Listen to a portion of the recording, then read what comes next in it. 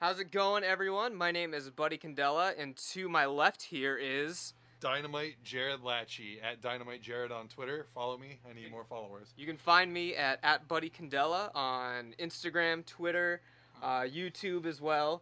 Some of you may actually be watching this on YouTube right now. But yeah, this is the first episode of our yet-to-be-titled podcast. We were actually just talking about how we couldn't think of a name for it at all. Yeah, we have a couple of ideas. They're all absolutely abysmal. And, all terrible. You can start off. Buddy came up with one that got a good chuckle out of me. So okay, so basically what I was trying to do is make it be like the, and then it's podcast. Only it's not pod. It's a word that rhymes with pod. So I was just coming up with ideas of what rhymes with pod, and right. I thought God. And I was like, well, we both like Dragon Ball Z, so I was like, Super Saiyan Godcast is the fucking worst thing I've ever heard in my life. And then I was thinking, like, the Rodcast. But if you like it, if you like Super Saiyan Godcast, tweet at us. Tweet at us, let us know. This is like a contest, you know, like whoever... Contest. Maybe you'll get a prize of best name, something that rhymes. We'll sign something for you, and it'll be worth absolutely nothing. And you can have that hanging on your wall. Super Saiyan, and I was thinking maybe Rodcast. It stands for Rewind or Die, which is Jared's blog, and then we don't really. It gets absolutely no activity. It gets no activity whatsoever. Once a year, there will be 31 posts on this fucking blog, and that's about it. I'll review some jabroni movies. What is it? Blogspot.com/rewind or die. You should know, man. You set it up. I haven't been there in forever. It's been since last October. But that'll be getting some activity here in a couple months. So the Rodcast, which is Rewind or Die.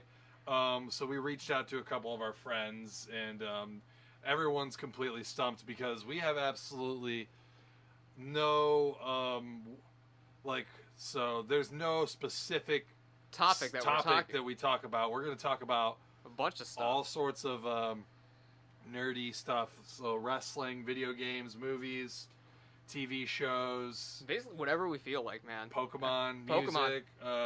Hint for what's to come later, maybe. Street racing. Street racing, maybe. Street racing. I'm a very skilled street racer. My 1997 Chevy Malibu. I challenge any one of you out there to see me on Route 20. See me in the Aaron's parking lot. And... So basically, we don't know what we're talking about. We're just gonna wing it. So what? We got two nerds, a podcast, and then we went through some Metallica names. The podcast that should not be. Dyer's Ears and Master of Podcast, but we don't want to lie. Master of Podcast is good, man. That's a good one. Lars will be suing us though. We don't want that. All right, so we have no name. So what we're going to do now, a lot of you probably already know us, but for those of you that maybe just know one of us. Or neither of us and found this somewhere. Yeah, hopefully some of you guys don't know either of us, because I know way too many people. And I feel a lot of people just know us from Twitter, and we don't really know them in real life. I feel like a lot of people actually know me in real life, but I don't know them because of the house shows and stuff, and just like a lot of... Just a lot of things. Just a lot of people claim that they know me. And they're like, oh yeah, Jared Latchy, or whatever. And I'm just like, yeah, man, I've never heard of that guy before. Not to sound rude or arrogant. We would like to get to know you, though. Maybe some of you are creepers. So send us some tweets. Hashtag 2 nerds. Hashtag 2 nerds. Hashtag Super Saiyan Godcast. We'll be checking all the hashtags. And, So let's just get started. So we're just going to basically interview each other, I guess, just to get this first podcast underway. So Jared, just tell us a little bit about yourself, just to start things off here. All right, so I'm Jared Latchy again, and let's see here. I'm 27 years old, live in Ashtabula, Ohio. I do absolutely nothing with my life except for watch movies, watch wrestling. I don't even really play video games that much anymore, but, you know, when a good video game comes out, I'll play the hell out of it. A lot of people know me through house shows. I usually let bands that are coming through, or local bands. There's not really a venue in Ashtabula anymore. There used to be a couple, and now there's none. And so I let bands use my kitchen And so, you know, like a lot of kids come through, and that's kind of how they know me. Yeah, it's kind of a cool venue, though. I mean, it's really, it's not like a big space. It's not a small space either, because, I mean, we still have room to fit like 50 so kids in your kitchen with a band playing. I mean, so there's like a hallway that goes right into the kitchen and then goes out to the living room. One of the first shows that I had at this house was Jared Fest. Which I was there. Yeah, it was a benefit for my stolen guitar. And I played that show, and there was a lot of bands, like a huge... It was literally like kind of like a festival lineup of bands that no one has ever heard of before. And there was probably over 100 kids there, which may not sound like much to maybe some people that don't go to DIY shows or whatever, but for a DIY show, if you're drawing 100 kids, that's a pretty big draw, especially to in a house. kitchen, yeah. Yeah, it's to a kitchen, kind of hallway, living room scenario, and that was one of the best shows that we ever had here. And yeah, it's a cool thing. I think that I don't really do it as much anymore because that summer, man, just people were coming at me every day, and I was having 2 or 3 shows a week, and just you kind of get burned out on it. You know, you just kind of want to live. You want to go home and go to sleep, but you can't. Not have a million people at your house. Yeah, because bands are practicing, people are staying. They always want to have parties. They always want to do this, and it's really easy for someone that has no responsibilities and wants to live with their parents to be like, yeah, let's party, and it sounds fun to them all the time. But when you're doing stuff, like when you're just trying to live your life Yeah, like a couple of times a month. I mean, yeah, maybe even like once a month. And that's basically where I'm at right now, is around once a month. But, you know, I think it's cool, you know, like a lot of bands that come through, they play the kitchen, and they always come up to me and tell me, like, man, I've never played in a kitchen before, and, like, that was awesome. I played basements, living rooms, and garages and all that, but no one has a kitchen venue except for me. So this is as far as I know, this is the only place on the planet, as far as we know, where you can cook a frozen meal in the oven while you're listening to a band, live band. While you're listening to a band, right there, they're just playing right there, and you can cook your chicken tenders and your hot pockets right in the oven. If you do your hot pockets in the microwave, you're wasting a perfectly good hot pocket, in my opinion.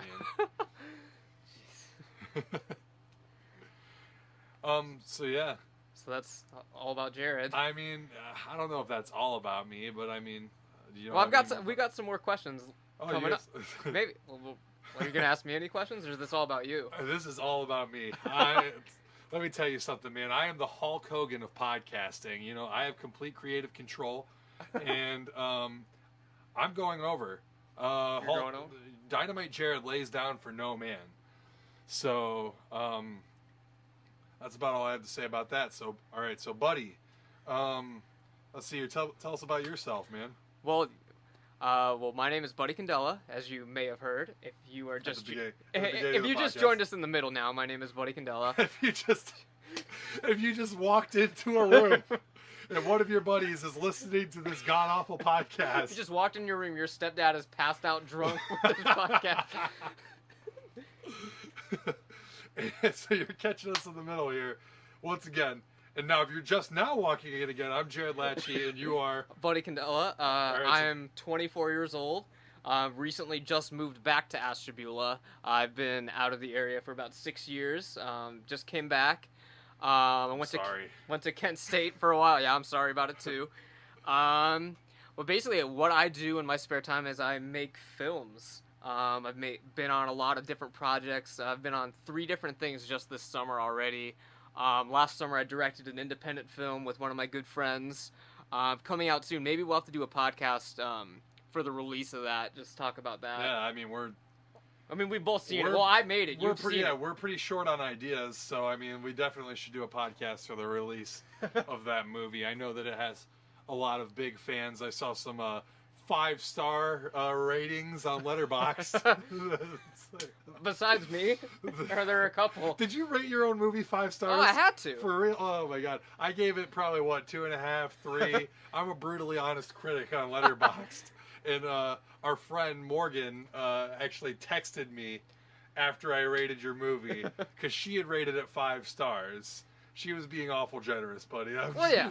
Well, I mean, so what do you she expect from a bunch texted of and she's like, 20-year-olds? "What the fuck, Jared? Like, you're gonna just a 2.5 stars?" I'm like, you know what, Morgan? 2.5 stars out of 5 is good for me, and I think that I gave it 3, legitimately.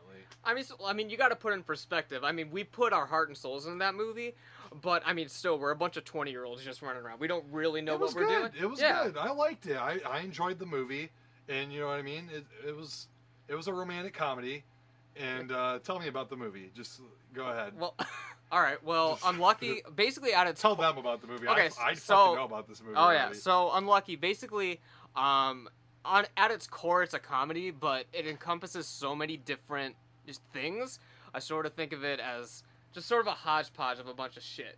I mean, it's a comedy. It's got some horror in it. It's got some romance. There is some horror. It's got some horror in there. It's got a little bit of a stoner vibe at some points. And there's also great action scenes as well involving you. Oh yeah.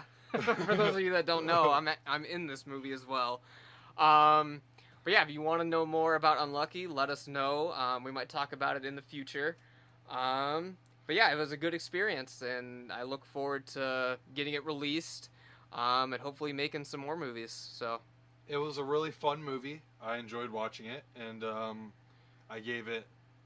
I'm gonna say 3 stars. And for those of you that are not following me on Letterboxd, that's not a very good review, but it's a good rating for me on Letterboxd. Anything 2.5 and up, in my opinion, means I liked it. And it takes a lot for me to give something 5 stars. My friends actually give me a lot of crap all the time for my ratings on Letterboxd, not rating things high enough. Like, I think I gave Goodfellas 4.5, and my buddies were just like, "What the fuck?" Like, just absolutely ready to crucify me about that. I think I've only given like my favorite movies of all time 5, because for me it's really hard to give 5. I mean, anything above 3.5 actually is pretty hard for me. Yeah, it's extremely tough for me because like when you're only working with 5 stars, sometimes ratings are going to seem a little bit harsh because you're only working with a low amount of stars in the first place. Yeah. And I can't just be giving out 5 stars to everything. Perfect ratings to every goddamn movie that I like, or every movie that's even great for that matter. And I mean, still, and like when I'm doing a rating, I still try to put it in perspective. Like if I'm watching a shitty independent movie and it's really good, I'll give it a higher rating. But if there's like a Hollywood movie that was made for like $280 million, which is still like a good movie, I might give it a little less of a rating because they've had so much more to work with, you know? Yeah, and more experience too. Yeah. So I think I got a couple questions. Okay. What was the first show you went to, and I actually remember this. I thought that I wouldn't remember. So first show you went to and first show you played. Okay, so first show I went to is semi-embarrassing, but not really embarrassing. I saw in Atlanta, Georgia, at the Masquerade. I saw Shadows Fall. With hell yeah, dude, Shadows Fall rips, or at least they ripped. What year was this? This was 2005 or 2006. So I can't remember what any of the opening bands were because I was just mainly there to see Shadows Fall. There was definitely some like deathcore bands going on downstairs because there's 2 stages at the Masquerade, and so downstairs there was some local like. Pig Destroyer kind of band. Pig Destroyer, more pigs. There was some really bad bands going on downstairs. Even if that's your thing, these weren't like the upper echelon of like deathcore bands. And shortly after that show, I know that I'm only supposed to say my first show, but it was literally 2 days later because this was part of like a road trip to take me to my first shows. Shortly after that, so 2 days later, I went to Ozfest. Hell yeah. And there was actually a pretty nice lineup there that year. All That Remains, back when they were good. Atreyu, which I don't like, but I figured some of you guys probably like Atreyu. Yeah, you'd headbang to X's and O's if they played it, though. I know you did. A lot of you guys out there probably like Atreyu, Norma Jean, Black Dahlia Murder, I think. No, Black Dahlia Murder was not there. Between the Buried and Me was there. And then Black Label Society. And then on the main stage. Now this is where the killer bands were. At the time, I was crazy about Avenged Sevenfold, and now they had just released City of Evil, and they sounded absolutely god awful live. But Avenged Sevenfold was there.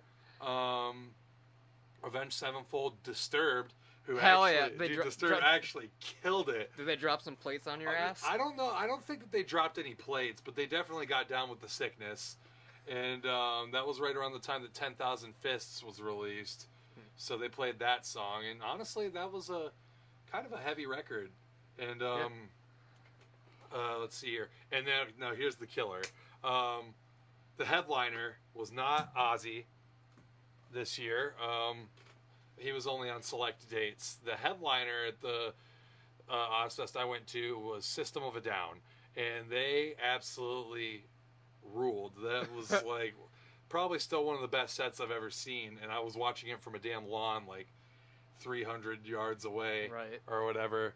But that was an amazing show. I don't listen to 90% of those bands anymore, except for System of a Down and the occasional. I'll occasionally get down with the sickness. First show that I ever played. Now this is absolutely terrible. I can't remember if Nightblade played in Ricky's garage for his birthday party before, or if our first show was actually at the Hot Spot.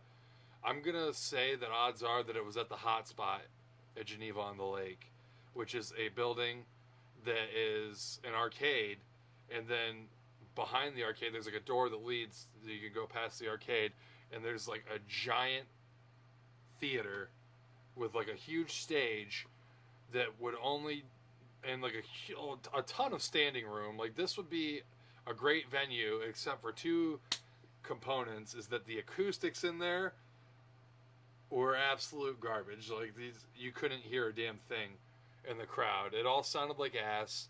And is that the place with the fucked up floor? I think I remember Ricky telling me something about this Nightblade show where like the floor was all messed up. It's a concrete floor. I don't remember if it's messed up or not, but well, I don't know if it was that show. I don't know. The floor definitely was not anything to do with how bad the venue was. The fact that we could only draw, and that venue at the time itself seemed to only be able to draw like at max like 25 people in a area that could probably hold upwards of 500 people, right, I want to say. And so like it was just a huge area with like a small amount of people in it listening to incomprehensible live music, and I played there 3 times with Nightblade, and it was just absolute trash. We have a notoriously bad show. I think it was either our second or third show. This might be what I was thinking about. It might not be a floor thing. I just remember Ricky telling me about this horrible show. There was an absolutely abysmal show. We somehow ruined our cover of Ace of Spades, which is one of the easiest songs. Oh, and who sang in that? Did you sing in that band? No, it was Arthritis, right? Yes. Probably haven't heard that in a while. while. Man, Arthur McLean, otherwise known as the legend Arthritis, "Taking My Life Back," is among one of the many hit songs that he scribed, if you will. And I know that everyone out there in Beulah is very familiar with "Taking My Life Back," and yeah, I think Nightblade actually did. I guess it wasn't really a reunion. I think our first official show with Death Striker. I'm going off on like a whole thing right now, but I That's feel fine, like man. We have a lot of time to kill. Our first official show with Death Striker, which was my follow-up band to Nightblade, because Nightblade, to me, was supposed to be a thrash metal band, which was what I was totally into at the time. And it was not thrashy enough for me. There was a lot of clashing ideologies between me and one of my best friends, Ricky Pizer, who was the guitar player, lead guitarist for Nightblade. And so we just didn't see eye to eye. He wanted to sound like Iron Maiden. I wanted to sound like Slayer. And so we just couldn't find a happy medium for that. I feel that's with every band almost. I mean, Yeah. You're never going to agree on everything. Yeah, well, with me and him, we're two of the most hard-headed, stubborn, egotistical guys in the music scene. And even though we're both, well, Ricky's a fucking dick. And hopefully he's going to be listening to this, and there'll be no problems. He's an asshole. He knows it. I know it. Everyone knows it. I'm kind of an asshole, but I'm all right. So I need to set the records. So there's most of your bands that you were with Ricky, there was a falling out in the band, and then at some point another band formed, or there was a reunion sort of, and Ricky was just never invited. Is that true? I don't know about reunions. I want to say that there was at least one Nightblade reunion, but without arthritis. I want to say that there was one, but I'm not entirely because I know there were sure. a couple of Death Striker shows when it just wasn't Ricky anymore. There was. After the I fact. think there was at least one Death Striker show Because I was there. where Ricky and Colin Campbell. Hopefully you'll be listening to this too, but I know you're a busy guy. Colin Campbell was our bass player, and he left the band with Ricky to form Centurion.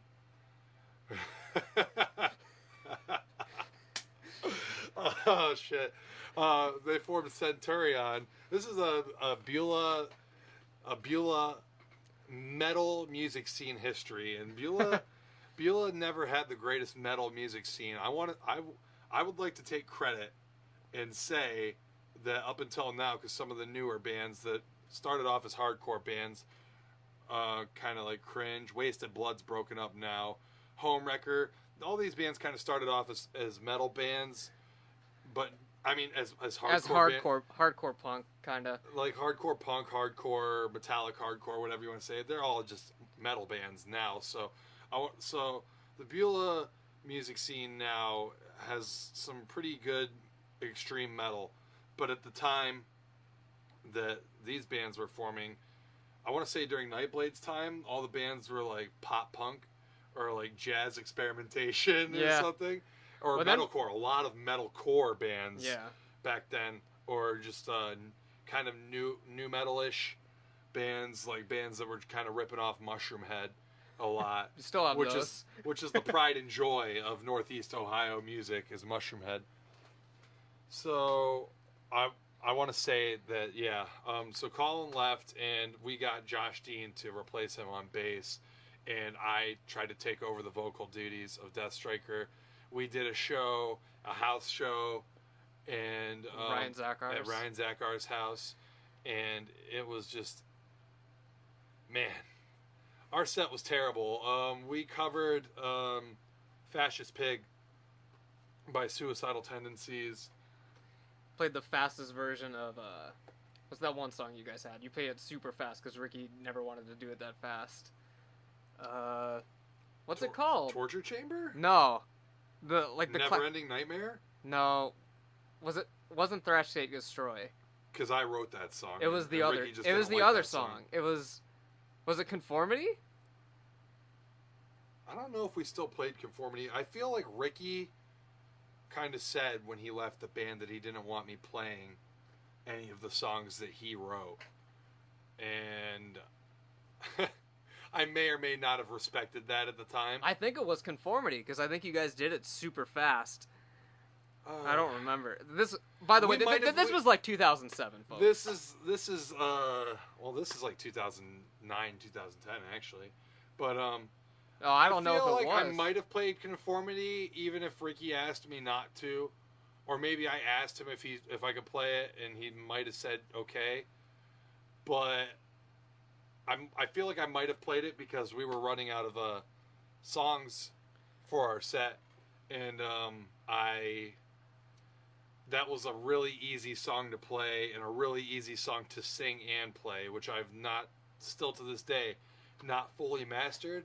And so, and since I was taking over the lead vocal duties of the band, I needed any song that I could sing and play at the same time. Right. And so that was a really easy one to do, and I feel like we probably kept that in the set, regardless of what happened. I don't know. There's all sorts of confusion. Usually when me and Ricky broke up from a band, I guess it only happened twice, but then, we got him back into Death Striker after that to, kind of, bookend it. To just, let's try this again. Mm-hmm. And the same stuff happened. and just like, and there was a lot of other stuff going on. I had a girlfriend at the time, and I was never showing up for band practice late.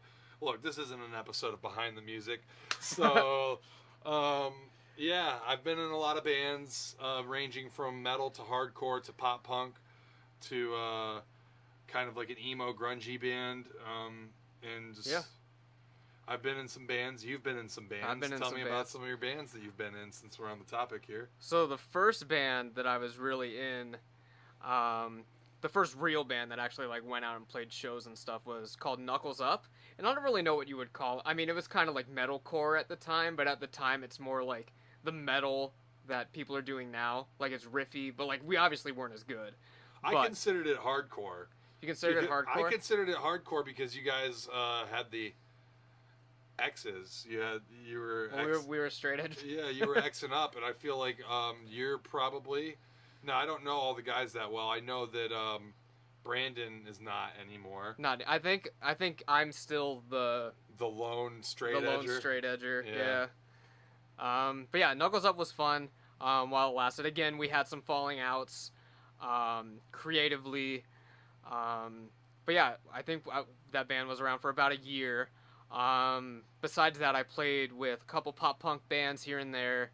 The main band that I was with after all of that was a couple years later was in The Heel, which I played bass and did vocals for as well, occasionally. What in the hell was that? I don't know, some noise went up. I don't know what the fuck just happened. Anyway, but yeah, The Heel was really cool. We played in Jared's kitchen several times. Oh my god.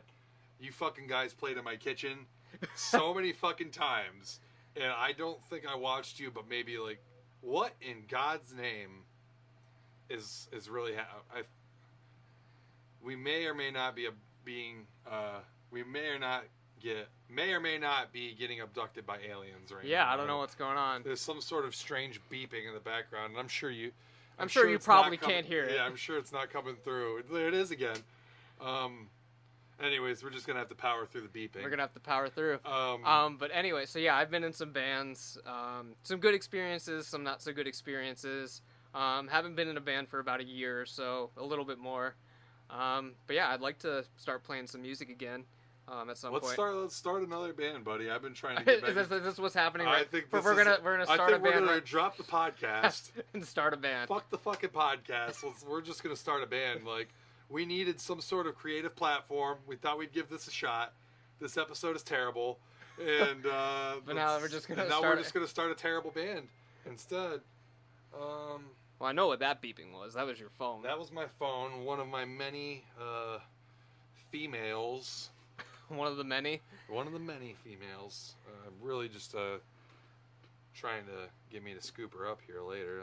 We'll see what's going on. Let's see what's going on. Let's see what's going on here. Let's see. So you heard a little bit about our music background.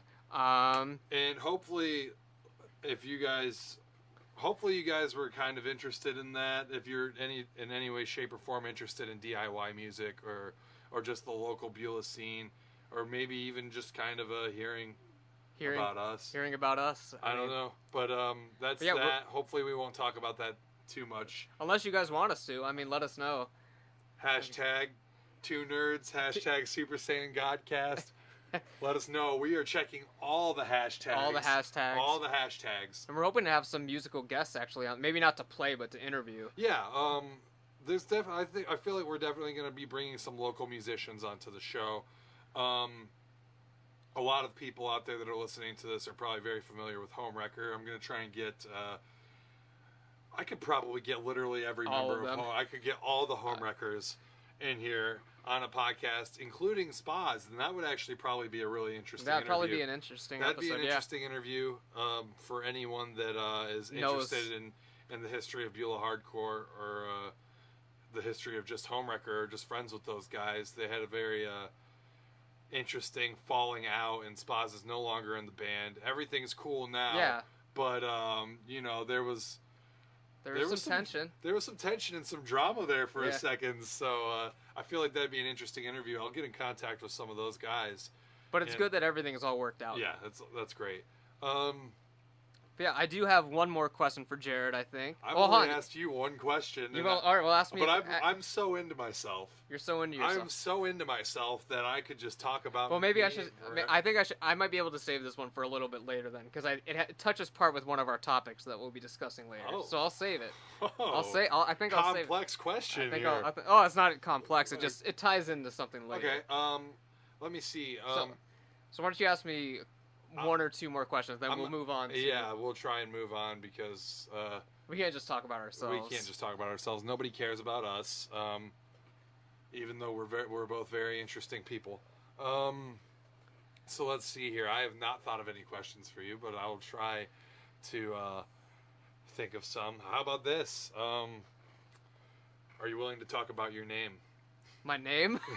It's not very interesting. It's not interesting, but I mean, I feel like the world should know that you're going by a legal. It's legal now. It's legal now. It's an alias. This is not your birth name.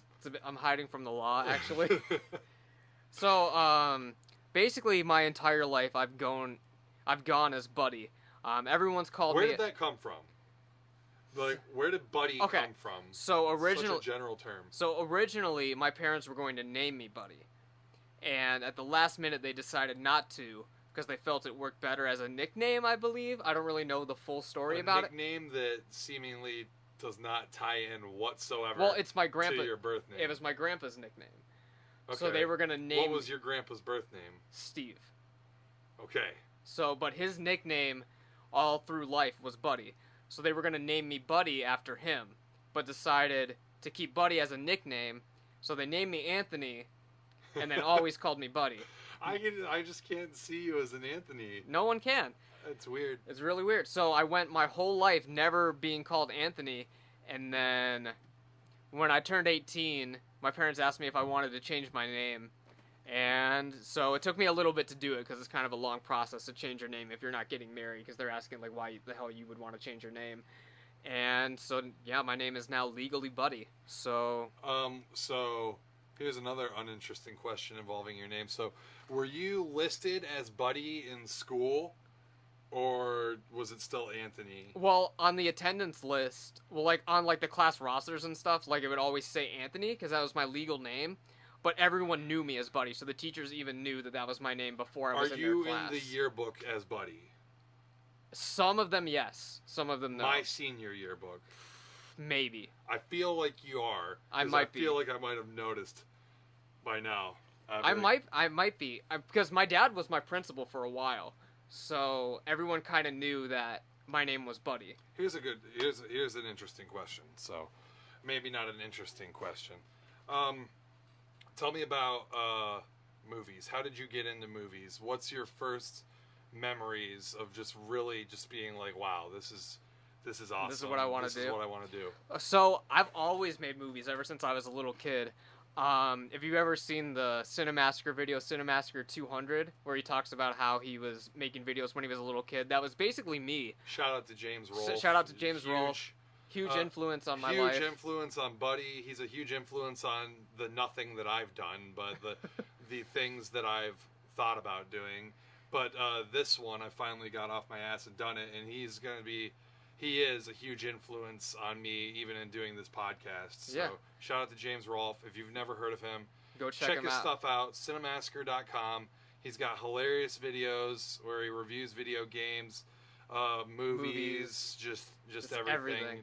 You'll be entertained. You'll find something on there that you could get into, interesting and entertaining. So, anyways, go ahead. But yeah, when I was a little kid, I mean, as soon as I was able to like hold a camera by myself, I was always making movies. Even before that, I would like draw like stories on pieces of paper and make my parents set up the tripod and the camera, and I would just hold the paper up to the camera and just narrate these stories that I drew. And then from there, I would just make videos. I mean, I would round up my neighbors, round up my family members, whoever I could get. One of the first things I ever did was a movie called Monster Troopers. We shot it on VHS. Everyone had that same VHS camera where you actually put the tape in there. Shot Monster Troopers and Monster Troopers 2. A sequel. A few years later. Damn. The production value was heavily increased. Do we still have access? We have access to mostly all of my movies that I made when I was younger. So do we have access to Monster Troopers and Monster Troopers 2? Yes, we do. So, I mean, we'll talk about this later in the thing, but this sounds like a movie that might be lost on VHS. It is lost on VHS. Oh, well then, we might have to visit this movie at a later date. Anyways, are these full lengths? No, these are shorts. Well, the first Monster Troopers is probably like 20 minutes because it's just us playing with toys. Monster Troopers 2 is probably about 15. Come on, man. Usually sequels are a little bit longer. They want to bring a little bit more to the table. Well, the first one was mainly so long because we didn't know what we were doing, and we just set the camera up and just let it go. For the second one, I sort of had the basic idea of editing down, where like if you screw something up, just rewind the tape and tape over it. Yeah. So that one actually had a lot cut out of it. But yeah, that one was really fun. Me and my sister did a Titanic remake. Oh. When we were little. It was really weird. Basically, we just drew... It sounds weird. Basically, we just took like this big piece of paper on the wall, and it might have been a tablecloth or something, and we just drew like the ocean on it, and we just like hung out, because like Titanic must have just came out around this time. Yeah. And we were just hanging out in front of the water. A huge phenomenon. Yeah, it was huge. I remember, I was a little bit older than you, but I remember kind of hanging out on the playground, and all the girls on the playground and stuff were always talking about Titanic, how much they love Titanic and everything. Yeah. But you know what? There were some guys that were seeing that movie too. I like Titanic. It was the most profitable movie at the time, and or maybe not the most profitable, but definitely the highest grossing. Yeah, for sure. Yeah. And then from there, I guess, I got like a digital picture camera that I used, so I was able to actually edit videos on the computer, and those are lost. Like 100% lost. Son of a bitch. Because the computer crashed. And there was actually one that me and my friends and everyone were actually pretty proud of, about a troll that goes around killing people. Like the opening scene is just Ryan Cook getting mauled by this troll. Oh, shit. Yeah. Ryan Cook of the heel fame. Yeah. We put a lot of work into it. I think the last person to actually see it was Ricky, because I showed it to him when we were in college. What did he think? Because Ricky's extremely... I don't think he was impressed. Yeah, he's extremely critical.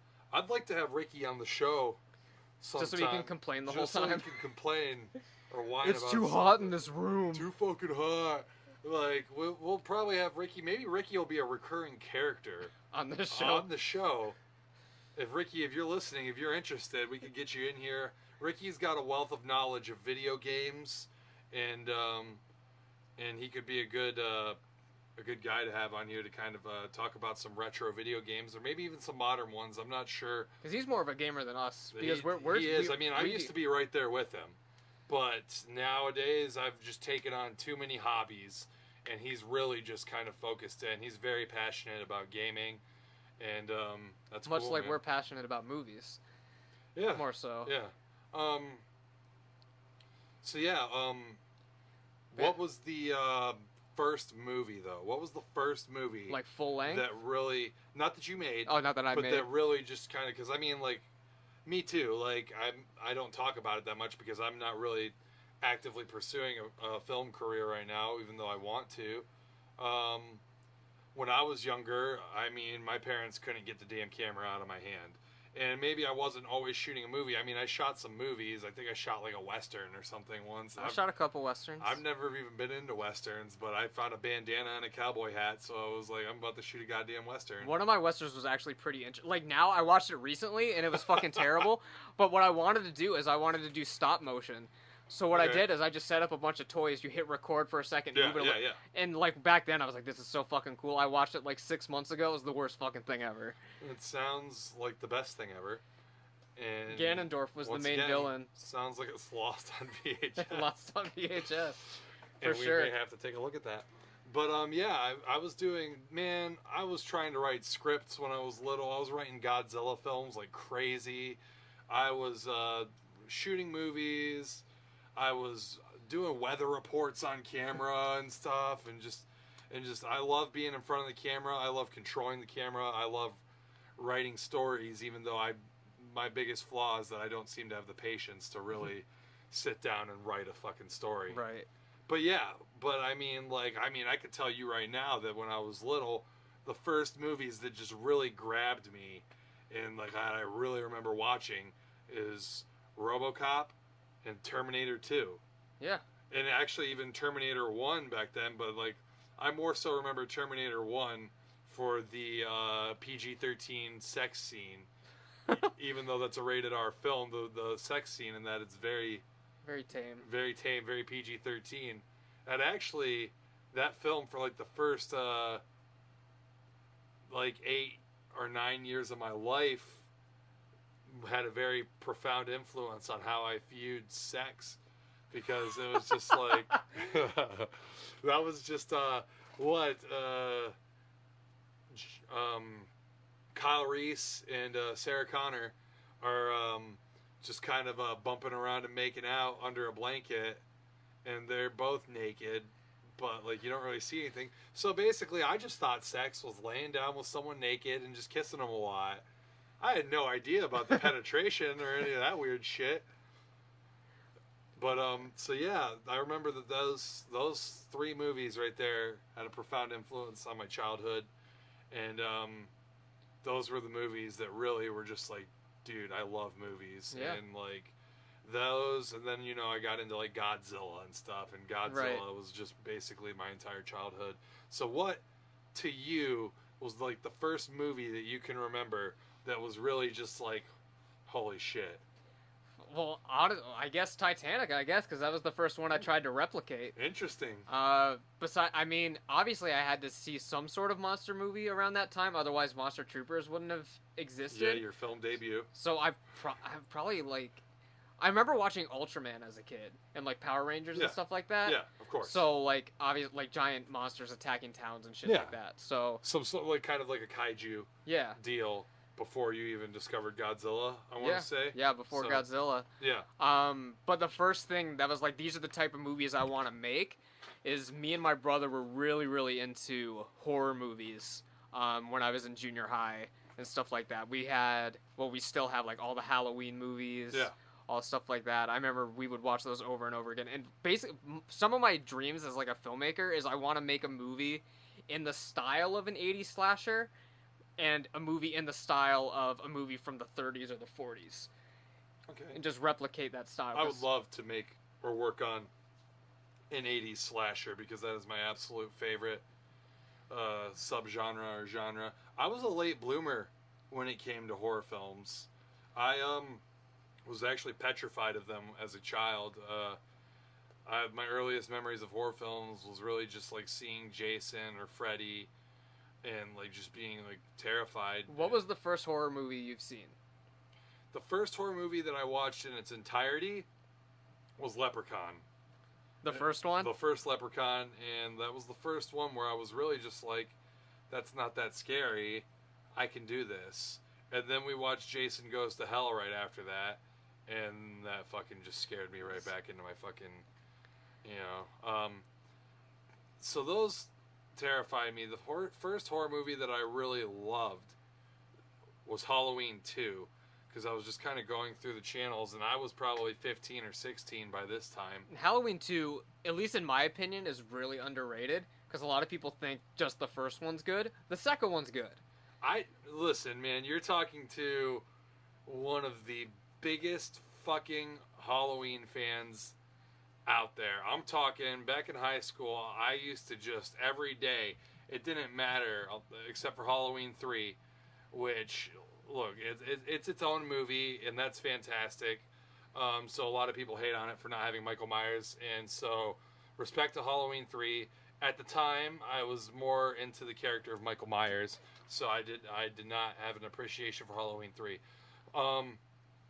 So every day I would come home from school, or during the summer or whatever, I would watch at least one Halloween movie, no matter how many times I had seen it, no matter what season it was or whatever.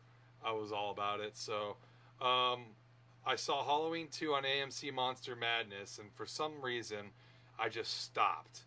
And I watched it, and I called someone, probably my little brother, and to talk to him on the phone, because I was still kind of scared. You imagine like big old 15-year-old me, still kind of scared of horror movies. So I talked to him on the phone while I was doing it, but me and him were watching it at the same time, and we were able to kind of like talk about what was going on the screen and really just like really both get into it. And I think that really helped, that we were both just like super into this movie, like not just like, oh, this is a good movie, like sit back and watch. Like we were absolutely, we were in the movie, like we were just like absolutely involved with all the characters, you know, turn around, he's behind you, and, and just all that stuff. So like, man, I just fell in love with horror movies that day. I didn't turn off Monster Madness for the rest of its run that year, and that was horror movies for me. Yeah. I think the first one I ever saw in my entire life, I had to be like 4 or maybe 5, and I couldn't fucking sleep one night. So like I went downstairs and my dad was asleep in like the chair, and so like I laid down on like the couch like next to where he was sleeping, and he had on like Turner Classic Movies or some shit, and it might have been like TNT's like Monster Vision maybe. Okay. And fucking Monster Vision. We're going all the way. We're going all the way back, and I believe it was The Mummy's Curse with what's his name? Lon Chaney Jr. was the mummy at that time, and I didn't learn this until way later because I always remembered that movie because at the end, the fucking mummy walks into the water with the girl and she turns into an old lady, and that fucking petrified me. And it wasn't until years later when I was like, that's the scene from that movie that I saw when I was a little kid. You just reminded me, though, that, like, I guess I was sort of into horror movies as a kid, but not, like, contemporary horror films. When I was a kid, I was absolutely crazy about Creature from the Black Lagoon. Still a good movie. I love that movie, and, man, that was my movie. And through that, I watched a lot of other Universal horror films because in our school's library, and your school's library probably had them too, they had the Universal Monster books, and I think James talks about them in one of the episodes he does. And I read all of those books, and they got me interested. I remember it wasn't even just Universal Monsters, because they had a book for Godzilla. They had too. a Godzilla book, and King Kong, which is not. It's MGM. Yeah, RKO I believe at the time. RKO. Yeah. But yeah, horror movies. Hey man, I think we should probably move on. Maybe, yeah. This took up a lot of time. We could do a whole episode on horror movies. Look, man, I could seriously talk about myself and horror movies for a long ass time. So let's get to the meat and beans, potatoes. Meat and potatoes. The meat and beans. So we've been going back to the past a lot. So let's talk about something more current. And Jared actually came across an article today about a reemergence of Tales from the Crypt. Well, this is not that's a lot of people, if you're into horror movies or if you're listening to this podcast, not because you're our friends, but because you have a general interest in nerd culture, and you probably heard there's an M. Night Shyamalan, Chandelier.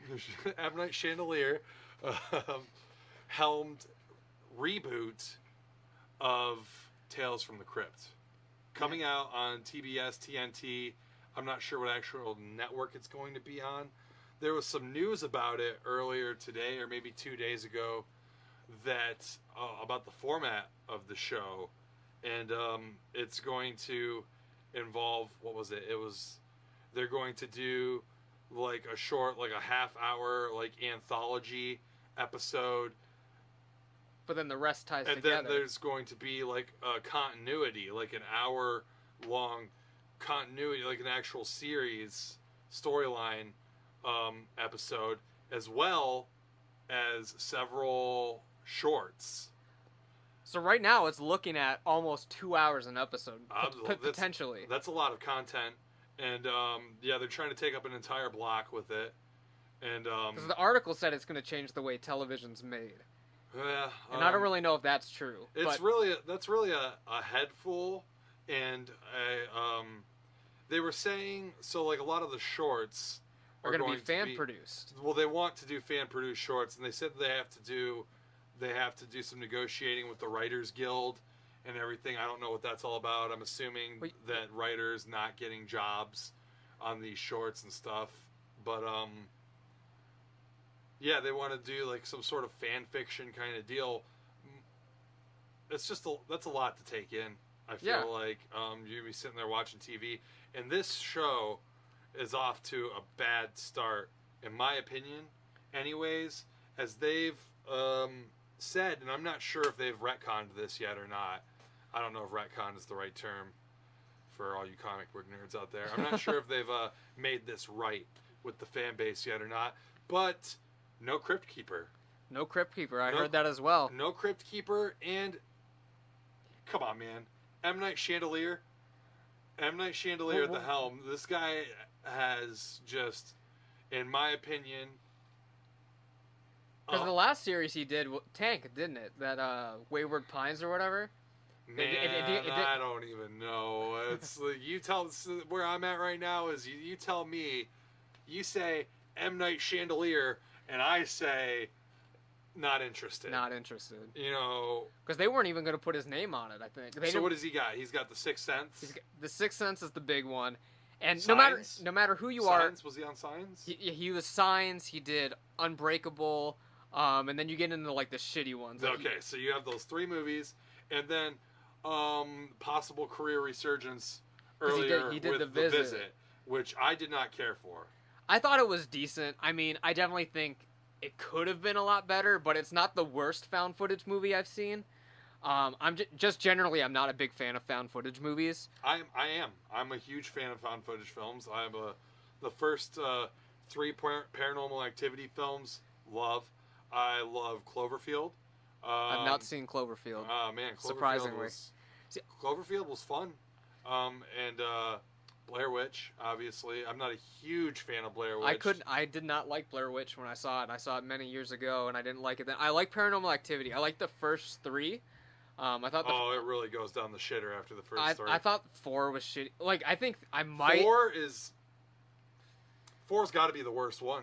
4 is just absolutely. Because that's where I stopped. I didn't see marked ones. I didn't see Ghost Dimension. All right, so marked ones has a lot of entertainment value, in my opinion. There's a lot of over-the-top stuff that happens in the marked ones, and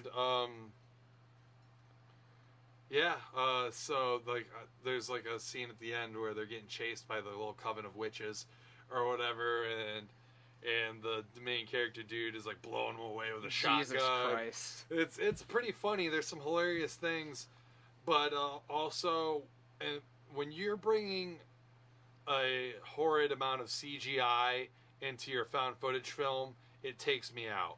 And I think that one of the advantages that a found footage film has is that they can be really immersive if you have the quality of acting and just keep it down to earth enough. When you have special effects, like and... I mean, special effects would be fine if it's practical. Right. You can do a practical special effects and catch it on found footage, and if it looks real and the quality of acting is good, it's not going to take you out of the moment. Whereas Paranormal Activity, the first 3 used some CGI, but it was never like a fucking absurd, in-your-face, like, demon that was appearing out of nowhere and just was like looking like an absolute fucking PS1 cutscene. So, like, I seriously saw the trailer for Ghost Dimension. Is like, I've seen better graphics on PS2. Yeah, it looked terrible. And the same goes for Paranormal Activity 5, which, again, had some entertaining moments in it. But just like by that time, the creepiness factor that any of them may have ever even had is completely gone. Yeah. And it's completely over the top at this point. You see a full demon, I believe, in Paranormal Activity 5, and it's just like you lose your subtlety. When you look at some of the scariest movies of all time, man, it's what you don't see. You really don't see anything, you know, like, man, Psycho, you don't see shit. You don't see, you see a silhouette and like a knife moving, and it's just absolutely horrifying. You don't see it. Halloween, man, like there's really no gore. You know absolutely nothing about this strange man that's that's walking around. It's just sometimes the less you know, like you don't feel as safe. Yeah. And that's part of why I didn't like the remakes as much, because you see way too much. Oh, you see everything, and he goes through. I mean, as a fan of the franchise, of the character, it was interesting. At least the first one was interesting to see Michael go through his therapy, and stuff like that. And that was all an interesting take. Still, not as well executed as I would like it to be. And then H2 is just an absolute fucking abomination. It's fucking hilarious. That movie is... Like, it's so bad, like, I can't even watch it without cracking up. And it's not because it's so bad it's good. It's so bad that it's bad, and it's just funny. The fucking, like, unicorn with the ghost lady and fucking... That's his mom, right? Yeah. Played by, like, who? Sherry Moon? Yeah. Sherry Moon Zombie. Gotta fucking be in every... Rob Zombie movie. And I think we have to see her ass at some point or tits or something. Possibly. I can't remember too much. I don't think you see him in H2. I'm pretty sure you see him in H1. And you definitely see him in probably like Devil's Rejects and shit. And House of a Thousand Corpses. House of a Thousand Corpses and Salem. Lords of Salem. Which I did not enjoy. Something like that, yeah. I'm not a fan of Rob Zombie as a director. I'll just say I'm not a fan of him really as a musician either. But I mean, I'll headbang to Dracula, but and what, Highway 65 or whatever that's Nosferatu pussy. Come on, Christ. bro. Fuck. So yeah, But anyway, we were talking about Tales from the Crypt. No Crypt Keeper. What's your take on that? Because that's such an iconic character. I mean, to me, Tales from the Crypt without the Crypt Keeper is like Twilight Zone without Rod Serling. Okay, it doesn't. I see that, yeah. It's not. You gotta. It's just a bad idea, and I don't know if it's a rights thing or if they're just trying to be different. But just like, you could be different, but you're bringing back something. You're bringing back a franchise that a lot of people love, and to connect with these fans, you want some sort of familiarity. Like you want that sort of you want that nostalgia to be there. Bring the nostalgia and then bring your freshness. Yeah. You know what I mean? So like you have the nostalgia here, but you still have fresh stories that are being told, and God knows there's gonna be a lot of fucking stories that are telling. Fucking God knows how many shorts per episode, a continuous story throughout the series, maybe season, or maybe like complete. Maybe the story goes through seasons. Right. I don't know if it's going to be like American Horror Story, where it's like a new story every season. And then your anthology thing that's like at the beginning, a half hour or something. Dude, just have the Crypt Keeper introduce everything. Have the Crypt Keeper come out, introduce the anthology thing, and the Crypt Keeper can even be like last week on Tales from the Crypt when you're going into your continuity. You know what I mean? The Crypt Keeper can be just all like that, just be like, hey, do his little stupid laugh. And like that's, man, just like because to me, if you're not going to have the Crypt Keeper in it, you're not really being true to your source material. Name it something else. Because you're just trying to bank on the name. But if you're banking on the name to get the old fans back, give the old fans what they want. Yeah, it makes no sense. Exactly. And I mean, come on, man, you'll sell some merchandise and stuff. You get that Crypt Keeper on that merchandise. You want to be different? Touch him up a little bit. You know what I mean? Just update him. Do what you need to do. Maybe even go with the old Crypt Keeper from the comic books that was just like this guy with like a hood or something. I don't think that would go over too well because you want to cross over to as many fans as possible. I feel like the comic book fans are really accepting of the TV show Crypt Keeper. I feel like, just everyone loves this character. Just bring this character back, and that's all I have to say about that. And that's the bottom line. And that's the bottom line, because Dynamite Jared said so. And so, yeah, a lot of content there. You're gonna have to fucking. Is this going on TV or is this Netflix? This is TV. This is supposed to be TBS TNT kind of deal. And like, I'm just. That's a lot of time to block out for one show. That's a lot of time, and man, that's a lot of content. Like, you're gonna really need some talented writers on this, and I don't know how much M. Night Shyamalan's gonna be involved with the writing or just the directing Yeah. or whatever. But man, his track record has not been impressive for over a decade now. Maybe, I want yeah. to say, like, so it's just not looking good. And that's all I have to say about that. Moving on. So yeah, I think we're getting pretty close to wrapping it up here. Crunch time. Oh god. I think it's getting pretty close. Can't be here all day. Yeah. So I think we should just move into some wrestling talk. I think. Well, hold on, because this is kind of a big deal. This is a big deal. This is a big deal. Is the Justice League trailer? The Justice League trailer, yeah. So what did you think? Like, the Justice League trailer dropped, I think, either this week or maybe late last week. It's whatever. It's still fresh. The movie comes out next year. Sequel to Batman vs Superman, and prequel to Aquaman. Prequel to Aquaman, maybe Aquaman might be a prequel to it. We have no idea. But Aquaman, it's coming out before Aquaman. Sorry, and which is really confusing because I figured you would want to set up Aquaman first before you threw him into the Justice League, but they're doing the movie after. So I don't know if it's a prequel or a continuation after the events of Justice League. But I don't know. But they're definitely not going the route Marvel went with this. They're kind of jumping right in. Yeah, Marvel's building up these characters and then leading into the movies, whereas, like, let's face it, they've already done it with Batman. Like, they've rebooted the Batman franchise in Batman vs. Superman. Batman, who is one of the top two characters, he's not the flagship character for DC, but he's DC's moneymaker. He's the guy that draws money for DC. Superman is not drawing money for DC. And I want to just say right now that any money, any success that Batman vs. Superman did in its opening weekend, or beyond that, which, like, it dropped off pretty heavy after the opening weekend, was heavily attributed to Batman.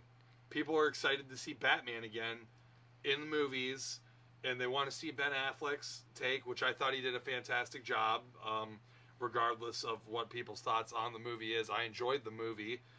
There was definitely a lot wrong with it, but there was definitely some things to like, and I thought Ben Affleck's portrayal of Batman, he really overachieved based on what people were expecting of him, and I just thought that, he did a really good job. But yeah, so the way I would do it is, Batman's your huge character. I would have introduced Ben Affleck. I would have introduced Batfleck in his solo movie, which is forthcoming, and Ben Affleck is going to helm it, thank God, because everyone's biggest complaint with all this is that Zack Snyder is really the reason why these movies aren't doing well. They're really Zack Snyder-y, and just, like, people don't have the palate for that anymore, I want to say. But anyways, they're doing that again with Justice League. What did you think of the trailer? I liked the trailer. I'm not really a huge fan of the DC Universe movies so far, at least with this current cycle. I mean, everyone likes The Dark Knight. But as far as, that's not part of that universe. It's not part of this cycle. But I didn't really get into Man of Steel or anything like. I liked Man of Steel. Yeah. I enjoyed it. I wasn't blown away, but I liked it. Anyways, go on. Sorry. But yeah, I mean, I thought the trailer looks promising. I'm definitely going to check it out. I definitely thought the trailer could have been a little better, but I understand they don't want to ruin everything right away this early on. I'm sure we'll get another trailer in a few months. Yeah, it's a teaser. Yeah. This is what it was released as. It's a teaser. A 3 fucking minute long teaser, though. Yeah. So, and who knows how long this movie is going to end up being. And correct me if I'm wrong, aren't they shooting it in 2 parts? I'm not sure. I think I read that somewhere. My takeaway from the trailer was, and I can't remember if you've seen Batman vs. Superman. I have not yet. Okay, so I mean, like, the biggest thing with Batman vs. Superman is how dark it was. It was a very dark movie. A lot of people thought it should have lightened up a little bit. And I'm not so much critical on the darkness. Batman himself is a very dark character, and super happy Superman that never cut the mustard. Nobody likes Superman as this fucking unbeatable god. Nobody. That, like, just basically has no problems. You need to give Superman problems. You need to make him relatable. They did that in Man of Steel. They did that in Batman vs. Superman, and now people think it's too dark. I disagree. There's definitely some problems there, but I don't think that the tone of the movie was the problem. Change up for the Justice League trailer, though. It's very comedic. Yeah. There's a lot of jokes going on. Batman's delivering them because you don't really see Superman in the trailer. No. Batman's recruiting the Justice League, and he's just cracking one-liners like crazy. And that's just not the Batman that was in Batman vs. Superman. Right. And it's not really Batman, period. I'm like, Batman hasn't really been cracking one-liners since Adam West. Yeah. Or since probably George Clooney and... yeah, Batman and Robin. And this is why Superman works alone. Yeah. Shit like that. Yeah. So, but I mean... Yeah, I don't know. So Batman was this dark, brooding character, and that's really just the most accepted version of Batman nowadays. I don't think they're going campy with him, but he's... I think they might be just trying to go a little more mainstream with him. Yeah, I think that's it. And I've heard that Ben Affleck was really down Zack Snyder's throat on this one to lighten up. This is what I'm hearing, that on the set, Ben Affleck is right over his shoulder. Like, look, man, you got to put some comic relief in here. You got to make this entertaining. And so, it looks good. It looks fun. I hope that it can compete with Avengers.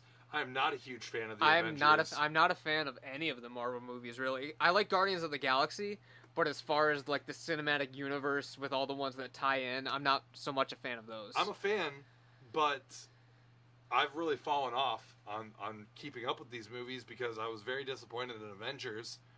And I don't know. So high hopes for Justice League. I have high hopes for Justice League. I'm a huge, huge Batman fan. I don't know if that comes through. I love Batman. Love Batman. It sounds stereotypical. He's a really easy hero to love. And I really like Cyborg too, and I'm stoked to see him finally be in a movie. He looks good in the movie. Aquaman is looking to get sort of a resurgence. Now, I don't follow the comics that much anymore, but I've been hearing that over the past while, Aquaman's been a legit badass in the comic books, but in mainstream perception, our perception of him is he's a joke. He's an absolute bitch. Yeah. He controls fish, whatever. In this trailer, Aquaman is really portrayed as... Does he even speak in the trailer? I think he does. I mean, he's choking out Batman at one point. I think he tells him no or something, like he works alone or something. He's looking pretty fucking tough, and I'm interested to see if they can really kind of revitalize this Aquaman character in the perception of the mainstream public. If he can kind of shake this pussy reputation that he has. Yeah. I mean, I have high hopes. I don't know when it comes out. It comes out sometime next year. I don't know if it's summer. Probably summer. That's a blockbuster. Yeah. I probably just around hope May. That DC really needs to hit it out of the park on this one. Because the reviews for Batman vs. Superman are terrible. The reviews for Batman vs. Superman were terrible. Suicide Squad opens this weekend. And it's opening with bad reviews. Horrible. I think it's like a 32%. On Rotten Tomatoes. I think it's 32. Did you hear about the petition? The DC fans are petitioning to shut down Rotten Tomatoes because it keeps giving DC movies horrible scores. I think they're just a little butthurt. But oh, man. Come on. If the movies are not good, the movies are not good. And it's all opinion. I mean, I like some shitty ass movies. I think it's kind of... I do feel like the critics are being kind of hard on the DC Cinematic Universe, and they're really, really high on the Marvel Cinematic Universe, which is very safe. The Marvel Cinematic Universe is very safe, plays it safe. Nobody dies. Nobody's really at risk. It's all a bunch of one-liners. It's just all too safe for me. Which is fine. I mean, if that's your thing, that's fine. I mean, it's fun. It's nice family fun. But I got to give respect to DC for trying to do something different. To not just go down the path that Marvel's doing and making these really bright, family-friendly, fun movies. I got to give respect to DC to try and make it darker, make it more mature, and kind of differentiate themselves from Marvel instead of cashing in on the success that they've had. But I mean, we'll see. We'll see once we see Suicide Squad and once we see Justice League, because from what I've heard with the reshoots, they were adding a bunch more humor. But I'm not sure if that's really going to affect the tone. There needs to be humor in Suicide Squad. Yeah. Absolutely, because the movie is about this ragtag group of villains that are trying to commit crimes, and from what I understand, are trying to prevent crimes. From what I understand, the comic book is very humorous. Yeah. And you got characters like Harley Quinn and the Joker in it, and now the Joker has a dark sense of humor, and I'm not particularly excited for Jared Leto's take on the Joker. And the look is not really for me, but I'm not huge on the look, but I'm not totally against it. It's his acting in it that really just reminds me of a revamp of Heath Ledger. I feel like he's trying to do Heath again, which I don't think should be replicated. I feel like every actor that's played the Joker has kind of brought like sort of a unique take to it, and like you need more than the look. Yeah. To be unique. But I mean, we'll see. I mean, neither of us have seen it yet. It isn't out yet. I'm looking forward to it. Yeah. Batman's in it. Yeah. So I'm looking forward to that. So hopefully, maybe that'll be a topic for next week. Next week, hopefully, we'll both see that. Hopefully, we'll both see Lights Out, which is a newer horror film that has come out. We could maybe talk about that one. It's been getting good reviews. Yeah, and that's I've heard good things. For a horror movie. Anyways, wrestling. Wrestling.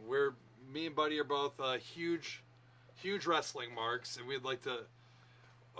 Man, it'd be so easy for us to just cut a podcast just straight on wrestling. Just straight on wrestling, but we're not.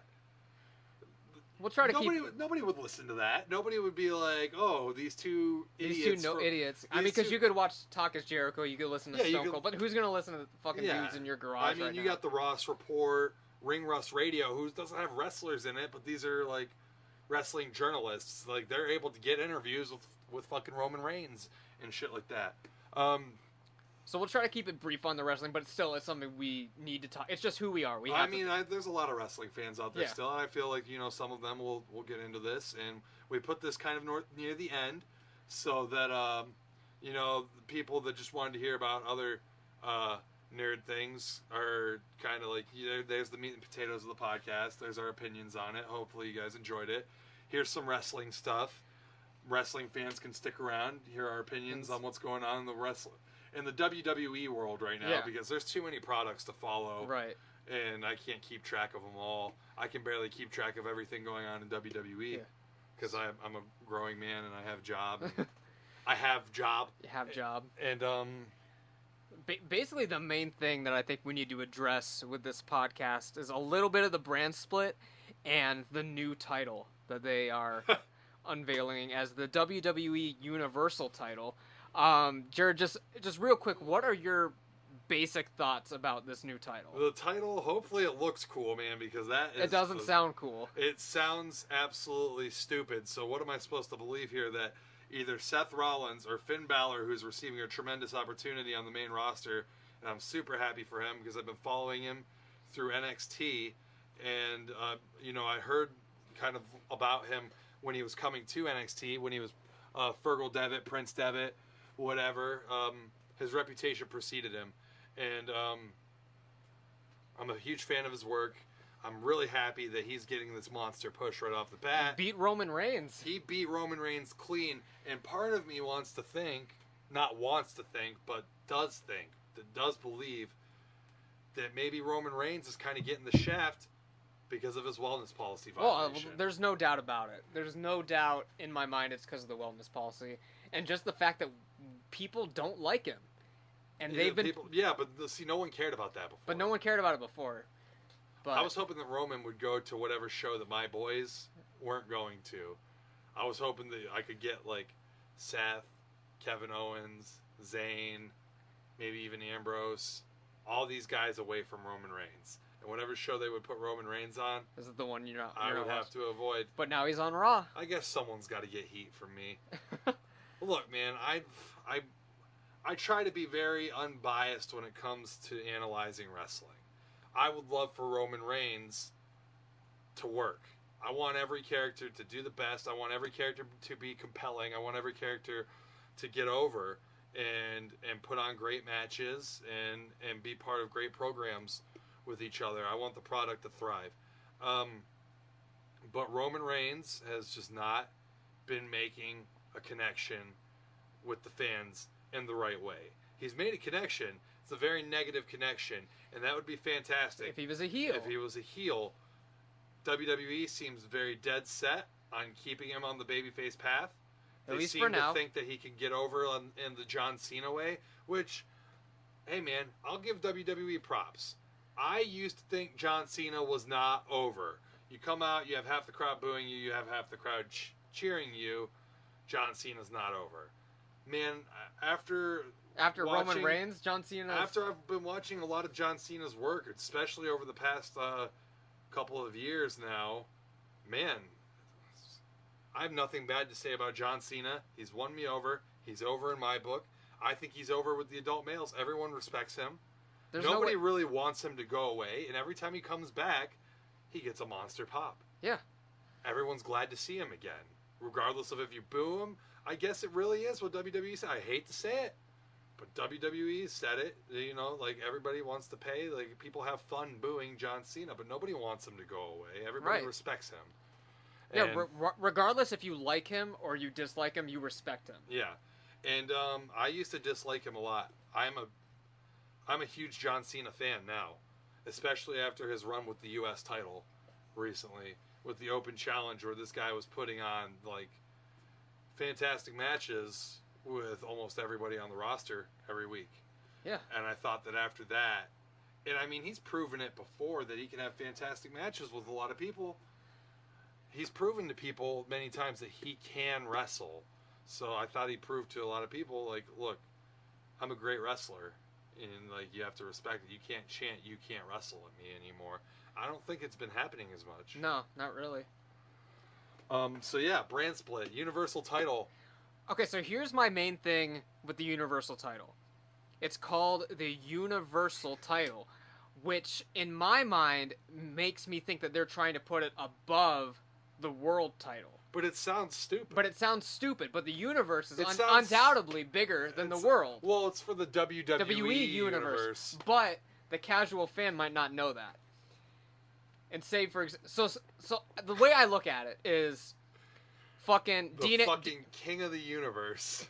Dean Ambrose beat Roman Reigns and Seth Rollins to win the World title. Yes. And he is on SmackDown. The two losers are on Raw. And one of them is potentially going to be the Universal title, which makes it sound like it's better than the World title, which he lost in his opportunity to get it. Which to me makes... Oh, but he was right there. He was right there. He was right there. He didn't lose. Roman Reigns lost that. I'm being a mark right now. Anyway. I'm marking out. Anyway. So, yeah. But that's my whole... Because, like...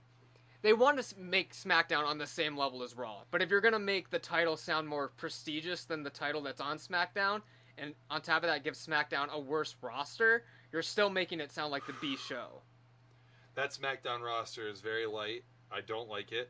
I'm almost relieved that I don't have much incentive to really watch SmackDown because their roster is so shallow. You've got Ambrose... You've got Styles, you've got John Cena, and I'll maybe even give you Randy Orton, who I've not been a fan of his work over the past few years. They're trying to push Ziggler right now. Which I'm fine. I mean, I'm not against that. I mean, that's... You just met Dolph Ziggler. I met Dolph Ziggler. I did.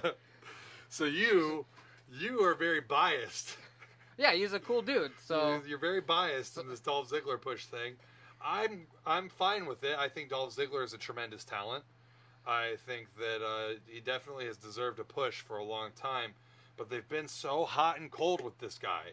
They've been so hot and cold with Dolph Ziggler that you're going to push him now. And it's just like, God, when's the last time this guy fucking won a match on TV? Until recently. Yeah. This guy's been laying down for everybody. He's been jobbing. You've jobbed him down to a level where I just can't even really take him seriously. And I hope that you can rebuild him because, as I said, he's a tremendous talent and he's got a lot going for him. I don't think he's terrible on the mic. He definitely needs a new gimmick. Yeah. You can be the show-off. You can be that, and you can show off in the ring. I think that's a heel gimmick. But, even though he's playing a babyface now, but I don't want to hear you talking about entertaining the fans when you're cutting a promo about this match, how you're going to steal the show. No, steal the fucking title. You know what I mean? Like, he might go out there and beat Dean Ambrose's ass and steal the title. Don't steal the show. That's not what real athletes talk about. Now, we know this is a work, but I want to believe. Right. And so when Dolph Ziggler is talking about in his promos about going out there and stealing the show, no athletes talk about that. You don't talk about like boxers and MMA fighters when they go out there for their fights. They're not like, oh, I hope that we have a really good fight. I hope that we entertain the crowd. I hope that we steal they're going the to say, show. I'm going to beat your ass. I want to beat this guy's ass. I want to climb up the ladder. I want to be the champion. I want to be the best. And to do that, I have to beat you. And if you want to show off, if he's the show off, that's fine. There's been look, cocky wrestling gimmicks, that's great. If Dolph Ziggler wants to say in his promos, I'm going to go out there and I'm going to show off. Okay, to me that still sounds competitive. It sounds like you're going to try and make the other guy look stupid. And that's fine to me. But when you're talking about entertaining the fans and stealing the show, I don't connect to that because to hell with the fucking fans.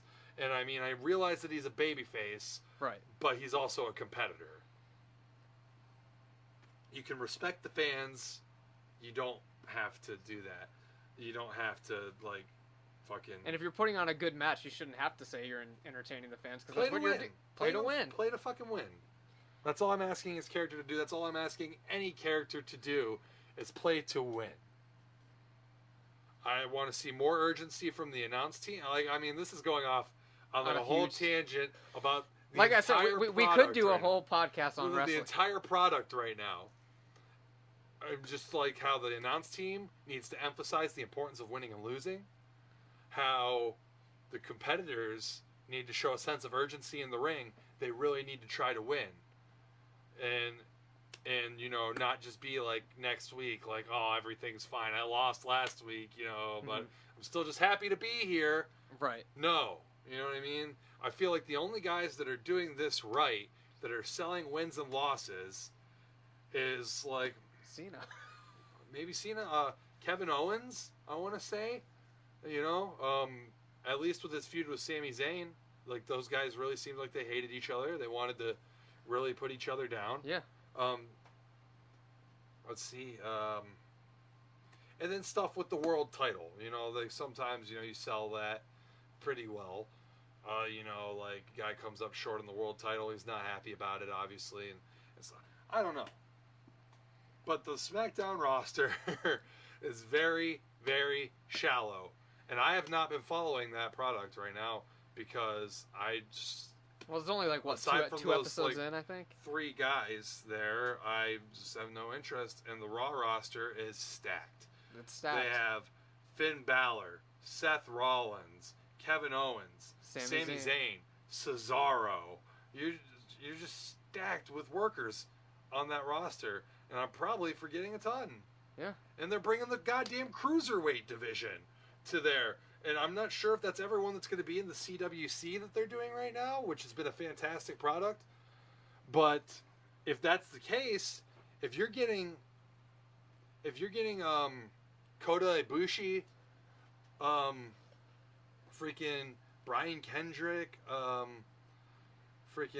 Zack Sabre Jr., El Metalik, you're getting these guys on Raw. The SmackDown... There's no comparison. These guys are going to go out there. These are world-class workers. And... that's why I... Like... you also have New Day in the Club on Raw as well. Raw. What I would have liked to have seen... American Alpha. American Alpha is on SmackDown. They are. And I don't know how much you follow NXT. I've seen a few American Alpha matches. Those guys are great. Are they? I'm a huge fan of them. See, what I would have done if I was doing the roster for SmackDown and Raw is I would have either kept all of the women's division on one brand, probably Raw, and then put the Cruiserweight division on SmackDown. Or the tag division or whatever. Because yeah. Your tag division's split right now too. Yeah. But here's a rumor, or maybe not even a rumor anymore, maybe confirmed, that SmackDown is creating a new women's title and a new tag team title. I was not aware of that. I don't know if it's a rumor. I don't know. I mean, SmackDown has an hour less time to fill, so its roster doesn't need to be as deep as Raw's, but I still think it's pretty shallow. Because I don't think we need that many titles, because it's going to take the value away from the ones we already have. I mean, I'm fine with it because, like, look, man, you got American Alpha, who, in my opinion, is one of the best tag teams on the planet right now, on SmackDown with no title to chase. What are pay-per-views for? These guys, you got to give these guys a belt. And I feel like all these titles are going to get unified one day. I don't think this brand split is permanent. I don't know. I don't know either. I mean, there's a lot of questions left to be answered. We're 2 weeks into the brand split, I think. 2 weeks. And SummerSlam's coming up. And another 2 weeks. And I believe 2-3 weeks. They've already broken down the SmackDown Raw wall. Yeah. Last week on Raw with Randy Orton invading Raw. This week on Raw. A few days ago. And Monday, Brock Lesnar invaded SmackDown as well. And so I have mixed feelings about that. I feel like you should keep the brands as separate as possible so that when they do come together, it's a big deal. It's a big deal. But given the circumstances, they kind of put these guys together before all this went down. Before the brand split.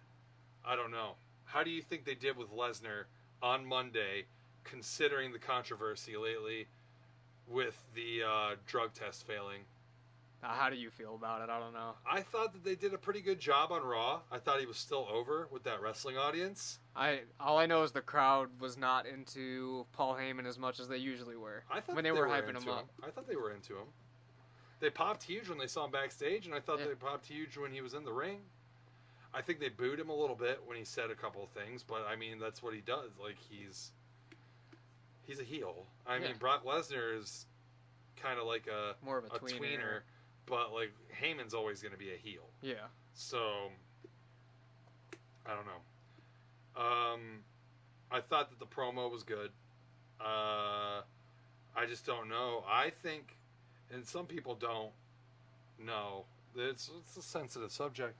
I think that it really hurts Lesnar's image, even in the wrestling fans' eyes, if this drug test failure turns out to be something major. For sure. If it's him using performance-enhancing drugs to win this fight in UFC, he takes a huge credibility hit in my eyes. And I feel like everyone's really. I think that a big part, and I know it's two separate products, universes, whatever, but one of Brock Lesnar's biggest drawing, like, power things is that he's supposed to be unstoppable. Regardless. Honestly, is his credibility. We know that he's a former UFC heavyweight champion. We know that he's an NCAA champion in amateur wrestling. We know that this guy can legitimately beat the shit out of literally pretty much anyone. And so when he comes out to the ring, there's a believability to that. When he comes out to the ring and you say the beast incarnate, he's coming out here to take someone to Suplex City. He's coming out here to beat someone's ass. You can believe that because he can do it. And his work style is kind of stiff and very realistic. Sometimes it looks like he's actually fucking hurting the guy that he's in there with. It all seems very real when Brock Lesnar is involved. That's why Brock Lesnar is so over, in my opinion. He's very easy to believe in because of his legitimate credentials. But with this whole scandal that's going on, he's going to take a huge hit. Hopefully not. Hopefully, I've heard. I just hope it's not true. Well, I've heard rumors. I mean, obviously he's failed a drug test. It's happened. But now, what drug was he using? I'm assuming that's what they're going to have to go to court for, and dispute all this stuff. I don't know. I don't know the legalities of it all. I'm just a nerd. Yeah. 2 nerds. #. And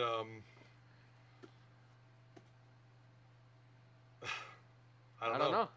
I just hope. I've heard rumors that Brock has a condition that it's very hard for him to breathe in the warmer months, the summer months, and so he was using an inhaler during his training that possibly showed up on the drug tests, which I don't. Because if you're taking, can you really drag a guy's name through the mud like this over an inhaler, something that helps you breathe? I don't know if it was an inhaler. I think he was taking some sort of drug that had remnants of something that could have been illegal, and that's why he failed, is what I've heard, a rumor. Something that was completely legal, but sometimes it can get mixed up. Yeah. Has some sort of illegal ingredients in it. Okay. I just hope that it wasn't a performance-enhancing thing. It sucks that at this point, I'm kind of hoping it's something stupid, like pot or something. Literally something that's really just, like, not going to affect his drawing power. Because when you're at this level, like, you know you're going to get tested. Yeah. So why would you do something stupid like that? Why would you use a performance-enhancing drug? Or any drug for that matter, but obviously he did it. I mean... Roman Reigns did it too. Roman Reigns did it. Did something. Did some meth. And Roman Reigns is all methed out. And yeah. So anyways, anything else you want to talk about in wrestling? What do you feel about Finn Balor? What you've seen from Finn Balor I think he's great. I think, at least he's my vote for SummerSlam. I think he's going to go over. I think it's the smart move for them to do at this point. I'm a huge fan of Rollins too, but I definitely think Balor's the way to go with this one. I could see it going either way. My vote is with Rollins. I would like to see Balor win, but I would like to see Balor win. My gut is still saying Rollins. Gut is saying Rollins because honestly, he is the guy. That's not just a gimmick. This is the man right now. Yeah. He's done, like, he was going through his credentials on Raw this past Monday during his promo with Finn, which I thought was a great piece of business. And he was going through them, and I was like, damn, he's right about every single one of these things. And he's got a fucking, like, legendary resume already. Yeah. And he's got the work ethic. He's got a great heel gimmick. He's just, he is the all-around performer, and he's really put the company on his back over the past year and a half, 2 years, however long it's been. When he's active. Well, yeah. I mean, he was active. He was inactive for a little while. They're really terrible injury. Really dark times for us fans when I pretty much quit watching wrestling. I was in NXT, and that was about it. I watched the pay-per-views a little bit. Like, I'd kind of pick and choose matches, but honestly, Seth Rollins is money, and I don't think there's any question about that. He is the future. He's the present and the future. That's the breakout star of the Shield. He's the man. And I hate to say the next Shawn Michaels, but I mean, I don't know. Just the kind of workhorse that he is, and the kind of just like, I don't know. We'll see. Fantastic matches, fantastic promos, fantastic everything. Seth Rollins, A+ player, 10 out of 10. One of the best on the planet today. Finn Balor, again, same thing. Could work on the promos a little bit. He's got the accent, which shouldn't be a problem. Let's let the dude be himself. I think he's really going to get over with the main audience when he debuts his demon gimmick. Yeah. When he makes that entrance at SummerSlam, which I'm sure he will, because it's his first major pay-per-view with the company. When he debuts that gimmick, and I hope that the announcers sell it right too. Like, oh my God, like, you know, like kind of like we've seen this in NXT, but like, you know, like who would have ever thought we would see it on this stage at this time or something? Yeah. Just really sell that, make it a big deal, you know. And I think that the main audience is going to react to that. It's a great entrance, and he's a great worker. I think Finn Balor's got big days ahead of him in the WWE. So yeah, big fan of Rollins, big fan of Balor. Either way, it's going to be a good match. I still think Balor should go over, but if Rollins does, I mean, it's not going to hurt anything. This could go either way, and I will not be upset. There's no wrong decision to make here, and that's a good place to be in booking. Nobody knows what's going to happen. and especially if you're a fan that is really high on either one of these guys, really makes the match a really fun thing for you to watch because you don't know who's going to win, and either guy could go over. You're really invested in a particular wrestler guy, but if it goes the other way, you're not going to be too upset. Exactly. So, but you don't follow NXT. I'm gonna have to suggest that you start following. I NXT. follow it. I like it's one of the. I pick it. I pick show it. That's like, in my opinion, is probably one of the best products in wrestling right now. Definitely, probably the best product in WWE. And you have guys like Shinsuke Nakamura and Samoa Joe. Did you watch Nakamura's match with Sami Zayn at TakeOver Dallas? I've heard fantastic things. Oh I have not seen it. I've heard it was like one of the best matches ever. It's definitely the best match of this year so far. You should watch it. Watch his match against Austin Aries at TakeOver the End. And, I mean, honestly, you need to keep an eye out because him and Samoa Joe are going to tear the house down at TakeOver Brooklyn. Which is in 2 weeks? 3 weeks? It's the day before SummerSlam. Is it? And we will be... So here's the heads up for all you listeners out there. God, we are approaching an hour and a half right now? Probably. Something, man. But might even be over an hour and a half. We're probably over an hour and a half. We are going to cover pay-per-views. Wrestling pay-per-views. When they happen, we'll let you know like a week in advance. Like, hey, next week we're talking wrestling. Wrestling the whole time. We're talking shop. And so if you're not a fan of wrestling, you can just tune out of that episode. But who knows? If you guys like us, we might even have to do 2 podcasts that week. I mean, who knows? I mean, just a wrestling one and then a non-wrestling one. Who fucking knows, man? But yeah, pay-per-views is probably going to be talking about that the entire time. Who knows? Probably in-depth analysis of every match. Maybe at some point, and especially the SummerSlam one, because that's 2 pay-per-views in one weekend. We're going to have to be covering the NXT TakeOver show and SummerSlam. I don't know how much SmackDown pay-per-views I'm going to cover, honestly, because each brand has their own exclusive pay-per-views now. I don't know. I'll tune in for my Cena feuds, my Styles feuds, Ambrose, whatever. But I mean, who knows? I mean, we'll see. Really interesting stuff going on in wrestling. We've been talking for a long time. My back is sweaty. Buddy is talking into a sock. Yeah, I'm talking into a sock right now.